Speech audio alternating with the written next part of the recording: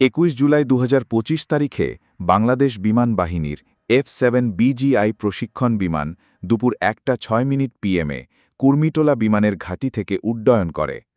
উড্ডয়নের মাত্র কয়েক মিনিটের মধ্যে বিমান যান্ত্রিক ত্রুটির সম্মুখীন হয়। Pilot flight lieutenant Mohammad Tauqir Islam dense effort দেখিয়ে ঘনবসতি এলাকা থেকে দূরে তুলনামূলক খোলা জায়গায় আছড়ে পড়ানোর চেষ্টা করেন।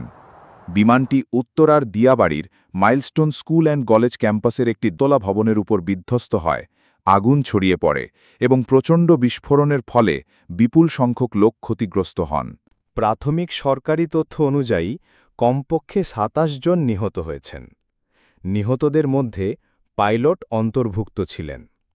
প্রাথমিকভাবে ১৬৪ থেকে ১৭১ জন আহত হয়েছেন, যাদের মধ্যে অনেকে গুরুতরভাবে দগ্ধ হয়েছেন।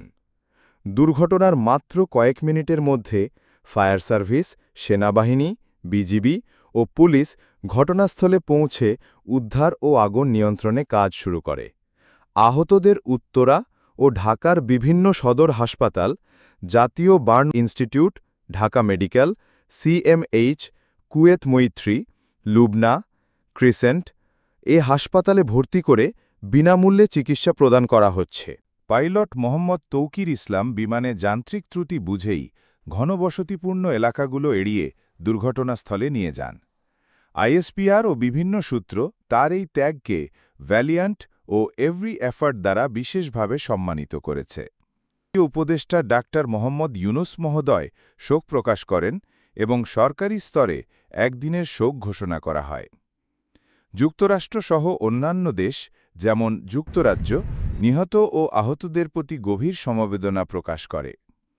আইএসপিআর উচ্চ পর্যায়ের তদন্ত কমিটি গঠন করেছে। দুর্ঘটনার সঠিক কারণ উদ্ঘাটনে কাজ শুরু হয়েছে।